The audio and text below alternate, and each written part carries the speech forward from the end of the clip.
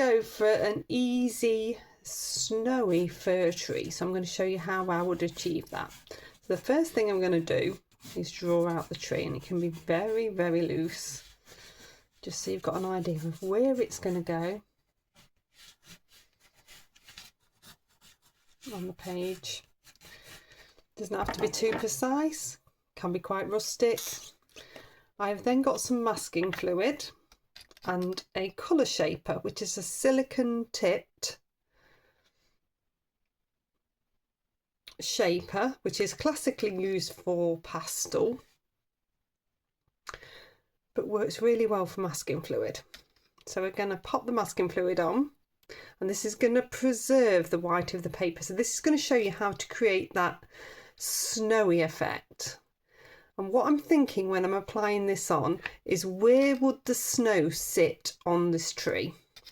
Now, I've been quite rustic with the drawing out of this, but I know that it would sit towards the edge and those bottom edges. So we're going to keep coming in.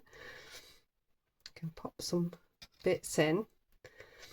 And when I come to paint, I'll show you the same thing. We're going to come in with these downward strokes and this little flicky motion. And we're doing the same with the masking fluid now.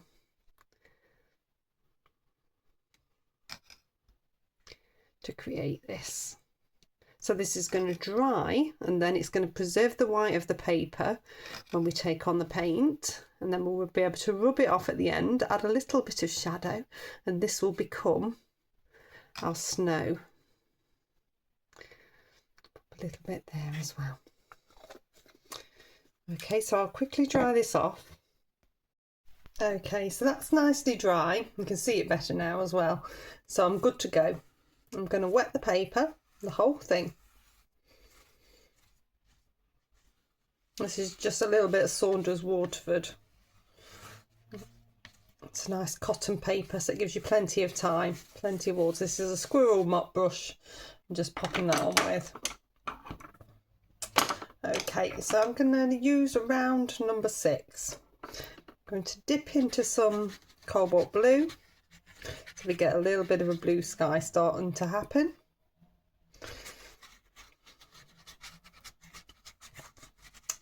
Just whip that through. You can have whatever colour sky you want, really. You could have a sunset behind here if you wanted. It's just a little bit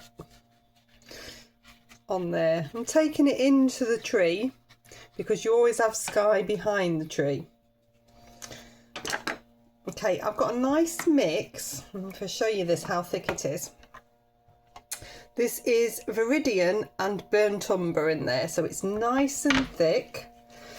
And I'm going to come in with a 1 centimetre flat. This mix gives you a nice natural looking green. And I'm going to roll the brush as I go. So I'm flicking upwards. I'm going to use a combination of 2 brushes.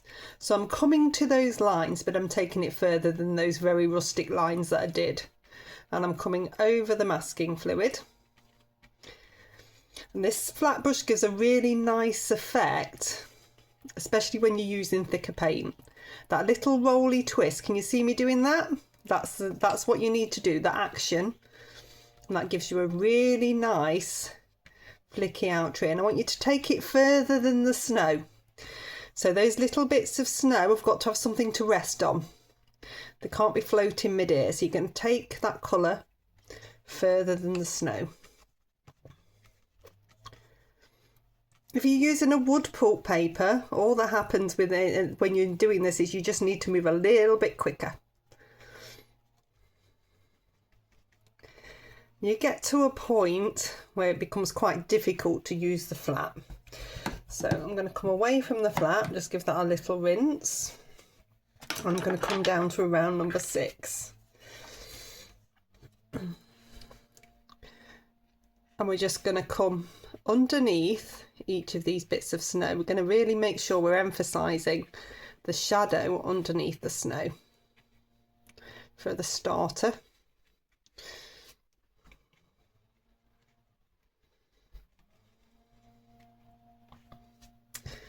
Come all the way through. So you've got those there. I'm just letting the watercolour do its thing. I'm going to come up higher. So you've already got a really, really nice tree. It's really effective, and we didn't actually need to do that much.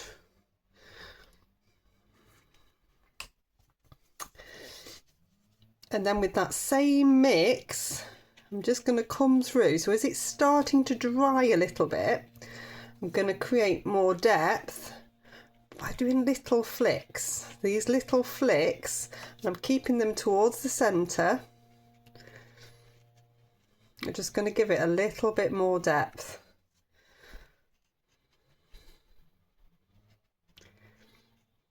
All the way through.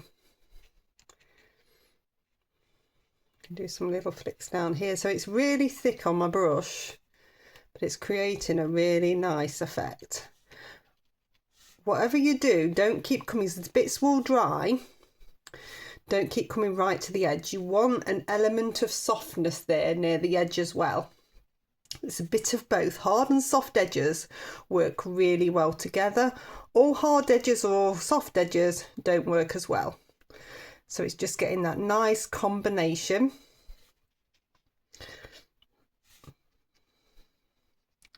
So I'm just flicking out in places, thinking about it first to make sure that I get a really nice balance. You can already see what the snow is going to be like. It's going to work. If I give that brush a little bit of a rinse, and we're going to come into, I've got some really dark sepia here, so this is a great colour for a tree trunk. So we're just going to get a bit of a tree trunk in down here.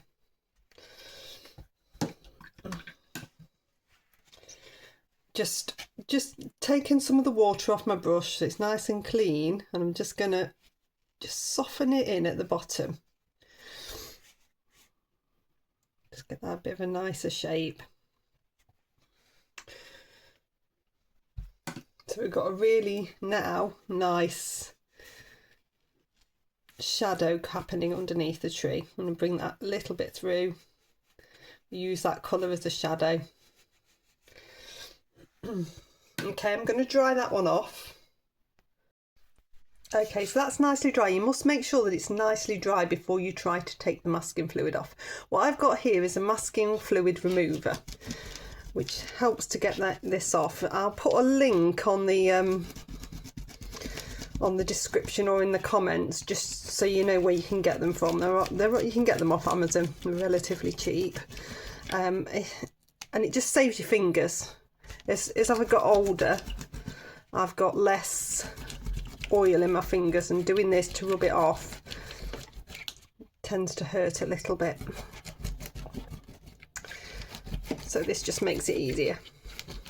Just got to make sure it's dry before you do this, otherwise you'll rip the paper.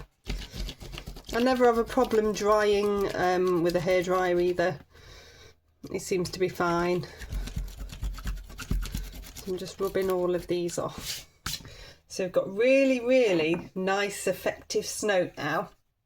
The problem is it looks a bit stark. So this is where our shadow now comes in. So I'm going to use very, very watery cobalt blue. So I'm just going to start to bring a little bit with my round number 6 just in. So if you think about where it would shadow, so it would shadow where the depth of the leaves are coming over.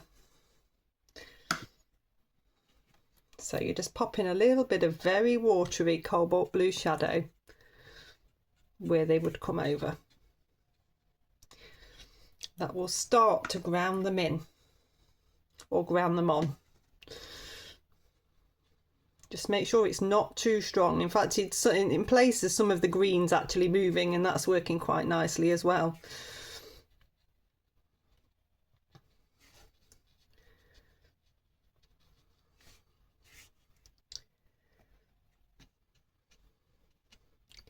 We're going to keep this hard shadow so you've got that nice effective sunlight.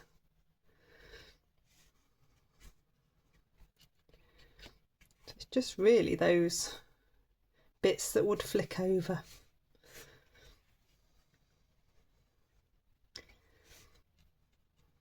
if you want to blend a little bit of that green in places, just with a damp brush, that will just, masking fluid can be a bit stark. It's something that I like to use. I prefer the white of the paper, if I can use the white of the paper, but it can be a bit stark. So just this blending, I'm just blending through just to soften that inner edge that's within the tree. And that's just gonna soften that edge in a bit. It's just slightly damp and make it look like it's sat on the tree but fading as it goes into the centre of the tree. Okay, and if I pick up a little bit more green, I don't actually need to do any of this now, but you can bring through a bit more dark towards the centre. It always helps give it a bit more depth. And if you dab into some of those damper areas where you've just been on the snow, that'll also help to soften that in. You see it's just softened in around there. Stops it looking quite as stark as snow. It's all hard and soft edges. I've got a hard and a soft edge happening there, and that makes it work better. And little flicks coming through.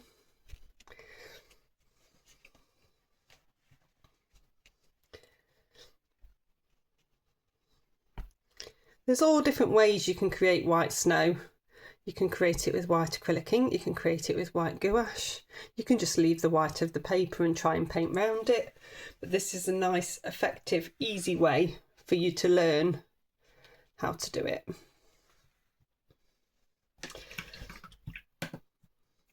And then the last thing I can do is just take a little bit of light just out one side of the trunk, just with a damp brush, just creating that little bit of light.